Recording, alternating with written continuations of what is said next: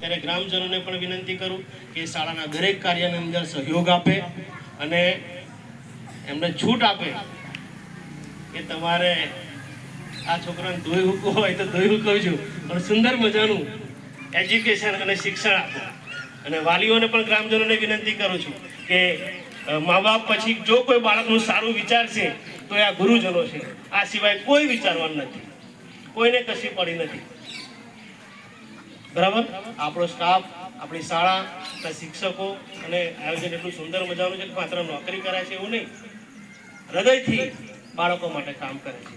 ત્યારે અવારનવાર જ્યારે પણ શાળાનું આવવાનું થાય ત્યારે શાળાના શિક્ષકોને, સાહેબશ્રીને પણ આપણે બિરદાવીએ, એમને કામની કદર કરીએ અને એમના દરેક કાર્યની અંદર આપણે સહયોગ આપીએ એવી પણ આજના સમયે અપીલ કરું છું. ખૂબ સુંદર મજાનું અમારું સન્માન કર્યું બધાનું, એ બદલ શાળા પરિવારનો આભાર માનું છું.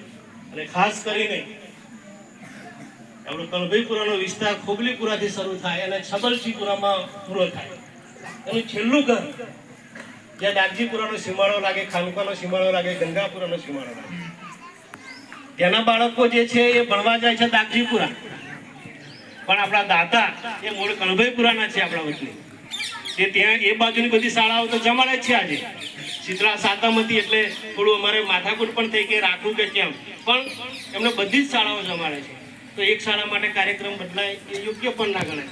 એટલે અહીંયા પણ સુંદર મજાનું જે તમામ ખોબલીપુરા, મહીજીપુરા અને કણભઈપુરા પ્રાથમિક શાળા અને બધાને આમંત્રિત કર્યા છે, એનું સમગ્ર જમણવાનું જેમનું આયોજન છે એ બુધાભાઈ માટે જોરદાર આપણે તાળીઓ. ગામના સેવાળા વિસ્તારથી શરૂઆત થઈ છે એટલે આ 15મી ઓગસ્ટ અને 26મી જાન્યુઆરીનો જે તિથિ ભોજનનો રેલો છે એ ક્યારેય સાહેબ અટકવાનો નથી. બરાબર? કારણ કે રજનીભાઈ રાજન 26મી જાન્યુઆરી ક્યારે આવે એવું બાળકોને, એટલે અધ્યક્ષ તરફથી 26મી જાન્યુઆરીએ છે અને ત્યાર પછીનો પણ બધો ડેટા તૈયાર જ છે. એટલે સુંદર મજાનું તમારે ભણવાનું છે, પ્રોત્સાહિત થવાનું છે અને અમે તમારી પડખે છીએ. ભારત માતા કી જય.